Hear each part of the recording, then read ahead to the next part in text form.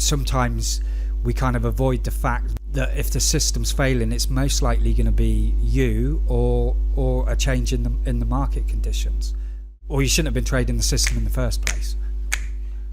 Two traders, Darren and Walter, pull back the curtain on profitable trading systems, consistent money management, and profitable psychological triggers.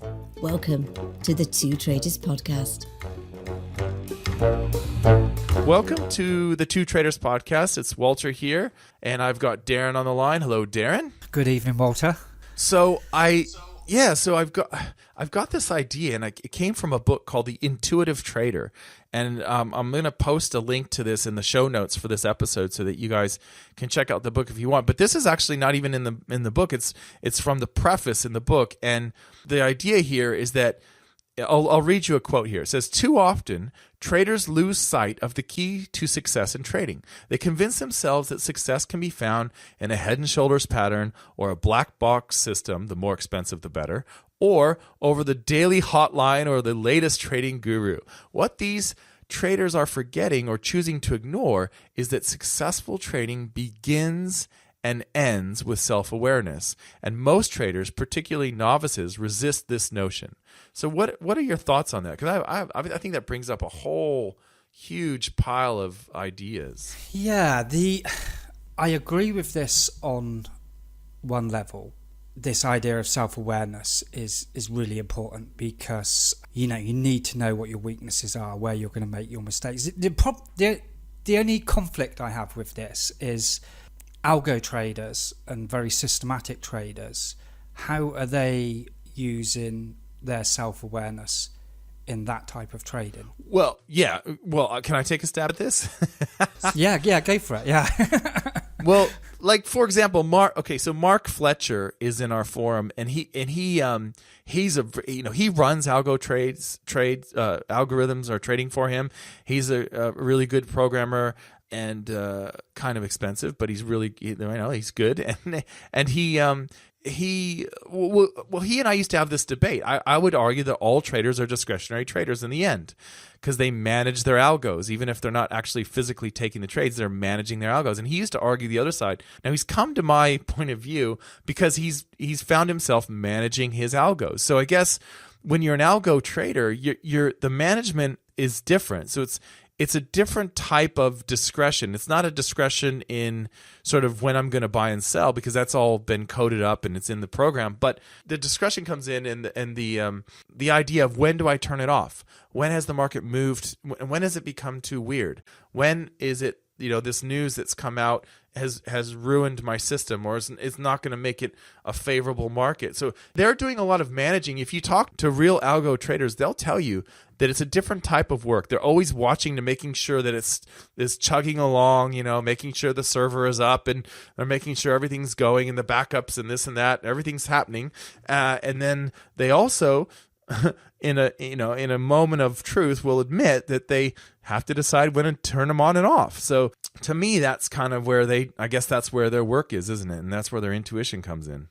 Yeah. So it is a numbers game, but that game is constantly evolving, and at some point you're going to have to make some decisions outside those numbers. Is that kind of where we're... Yeah, I mean, so for example, like algo traders, they'll have rules, or they should have rules. When do you scrap a system? Is it after it doesn't make money for a full year? Is it after a 50% drawdown? Is it after X number of losers in a row? They have a lot of data that they use to build that system and to forward test that system. And there's all different ways of doing that, walk forward and all this stuff. But the point is, they have an idea in their head when the system's broken or when the market's changed so that the system doesn't work.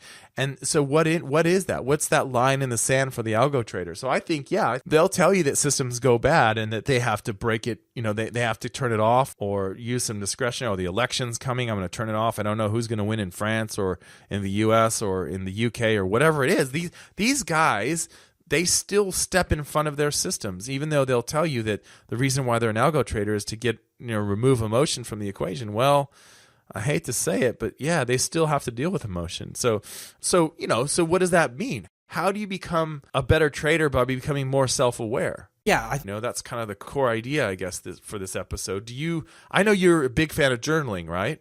I think the data can help point you to those psychological flaws that you might have.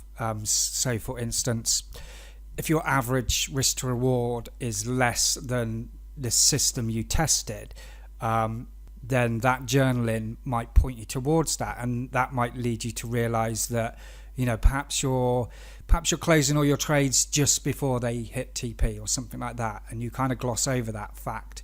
And I think journaling can point you to the areas where you're kind of failing, and it can help you do that self-examination and realize a flaw, that because we're really good at hiding these flaws, aren't we? I often see people post a question in a forum, which from an outsider, when you the question, you can see clearly areas where this trader's probably going wrong. But for him, even though he's got that data, he's not locked on to that fact. And I think journaling sometimes kind of writes it on a bit of paper right in front of your eyes, and then you can't miss it. Yeah, and I think it activates an area of our brain that we don't use anymore. Like we're always on our smartphones or watching the screens or whatever, and it's a completely different. Children today, when they don't even learn how to write, they just learn how to type. So I mean, it's an interesting experiment, I think. So yeah, I think that I think there's a lot of value in that, and anyone who's done it can see that when you're writing it, especially do you write it from what point of view do you write? Do you write from like, I thought this and I did that, or do you write it like, well, then the market did this and the market did that? Like, what's your perspective when you write it down? No, mine is very much from just the hard data, really. So let's say we've just finished a week of trading, and I do a back test on that week using my system and see what my results should have been. And if my actual results are way off, then somewhere in the execution, the part where I get involved in executing the system, is going wrong. So for me, it's very much comparing how the system performs and how I've performed. But it doesn't have to be that way. It depends on how you trade in.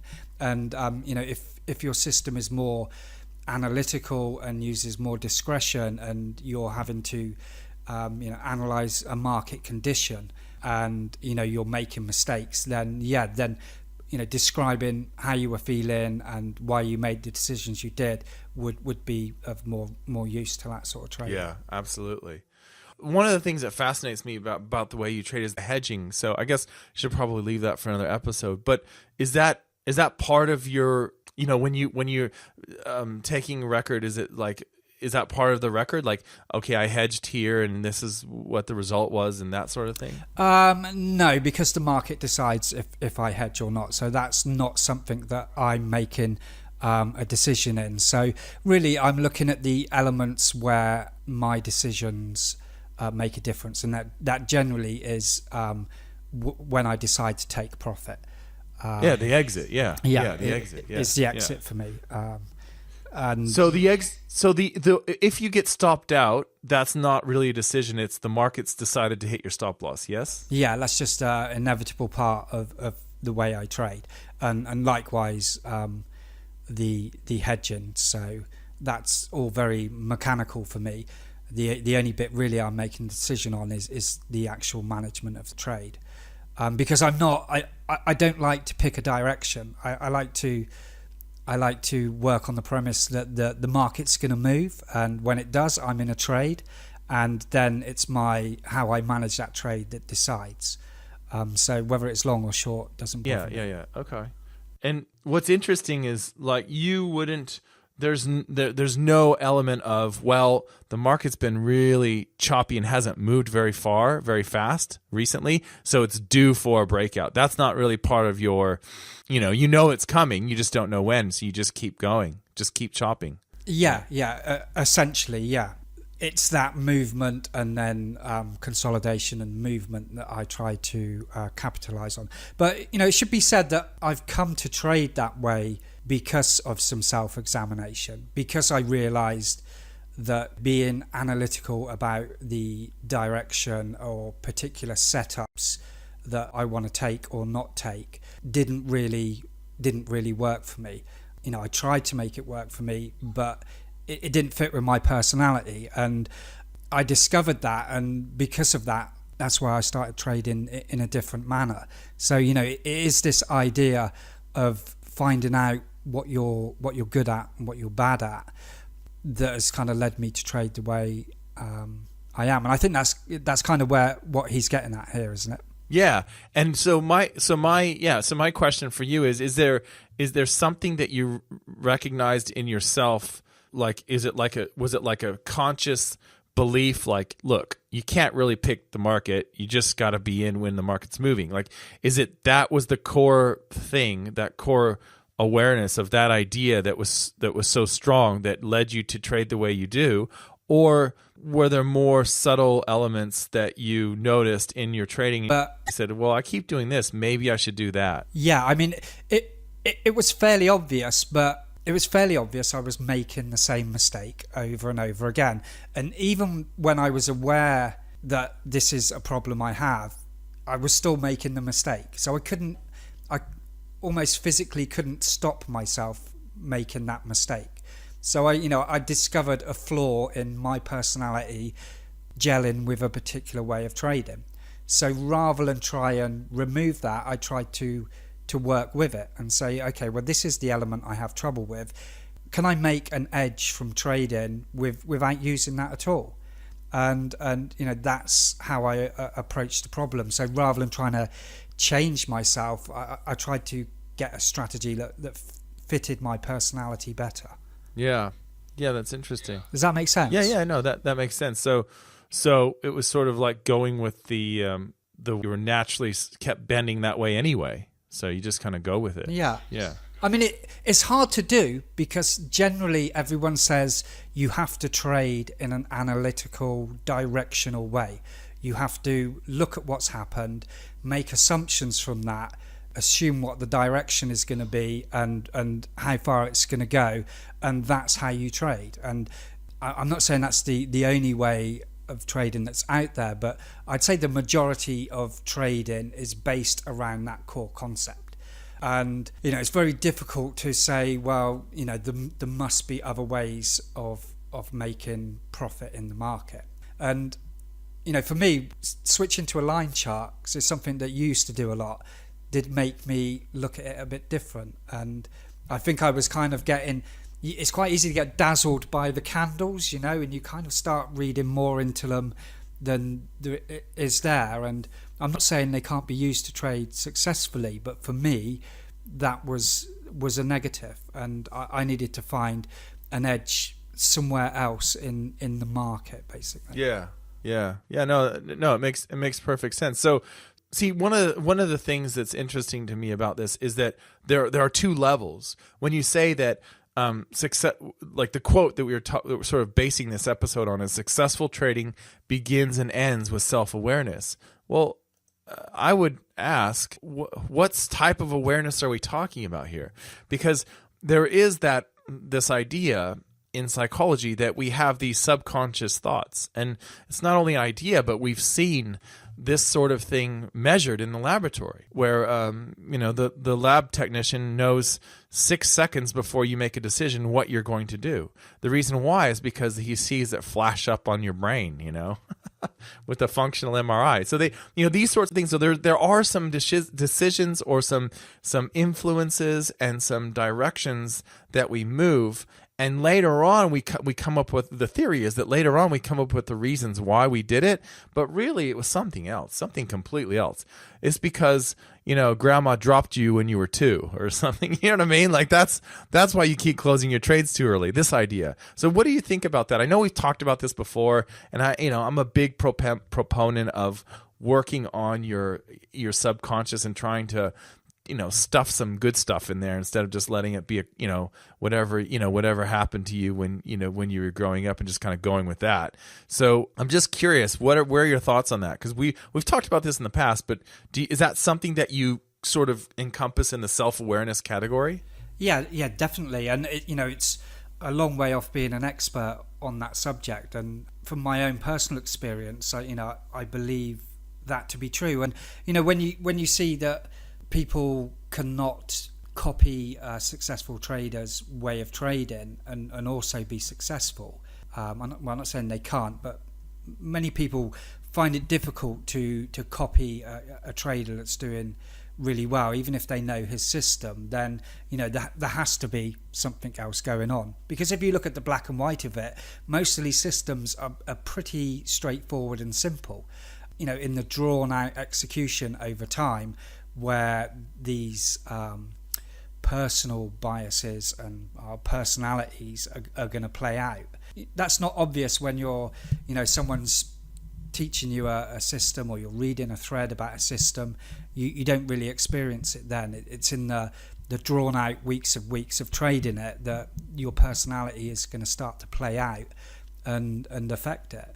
But yeah, definitely. I mean, there's this idea that how we were brought up, how we deal with authority figures, all of those things are going to affect the sort of trader that you're going to be. Yeah, absolutely. And do you think that losing streaks and winning streaks play into it? Because our friend James, he found with his traders, with his fund, his traders, he would tell them to go take a vacation after 3 months, because he found that after 3 months, that was about the max that they could do well, and then they would start giving it back after 3 months. So do you think there's an element of, I don't know, sort of, well, you take a lot of breaks during the year, don't you? I mean, is there an element of sort of being too vigilant for too long, or too confident for too long, or losing your confidence because of a losing streak? Is that part of the deal here? Certainly for me. I mean, I take a month off every 3 months, and I do still do a little bit of trading on that month off, but it's not really my primary focus anymore. I'm sort of thinking about, I'm kind of switching off from trading. So yeah, I think perhaps we think too much about it, and perhaps we try too hard. And yeah, I mean, definitely, I need those breaks. Yeah, absolutely. I think there's like that could be an element that we record in our journal, where you have like a confidence thing, like how, just not confidence in the particular trade. Like if you're discretionary like I am, then this makes sense. But if you're just taking every turn in the market, you're more mechanical with your entries, it probably doesn't make sense to rate the trade itself, right? Maybe, I don't know, maybe you could rate the exit or something. But for a trader who is taking a lot of trades, maybe you could rate sort of your overall confidence in your ability to find profitable trades, and you could track that over time and see that, are you prone to making more mistakes when your confidence is likely to make is at an all-time high?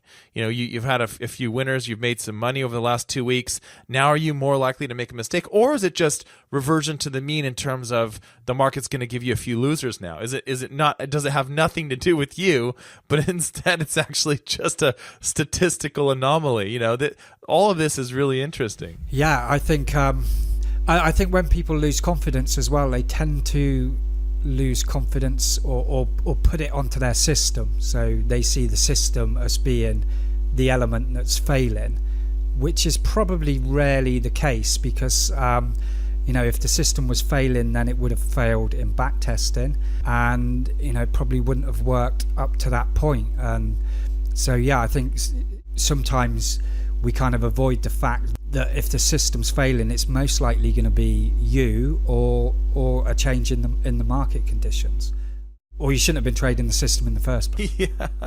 Yeah. And another big one I've noticed is that people tend to get overconfident and then they change the risk parameters. That's a big one, isn't it? Where you're doing really well. You've been trading this new system for 3 months, okay, and you look back and you say, wow, I've only been risking 1% per trade.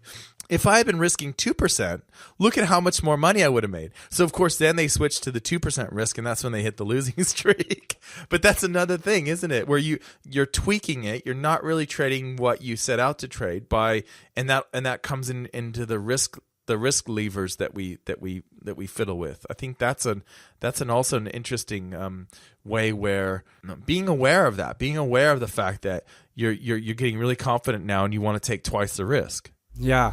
And yeah, I mean, I do notice that a lot. As soon as people up their size, they have their worst period ever. And I suppose I don't know what's happening there. Are we upping our size because we're just kind of overconfident rather than the system actually performing? Because really, when you backtest your system, you should work out what is the right position size for that system to risk. And should that change? Really, it should stay the same, shouldn't it? Well, that's all we have today for the Intuitive Trader Part 1.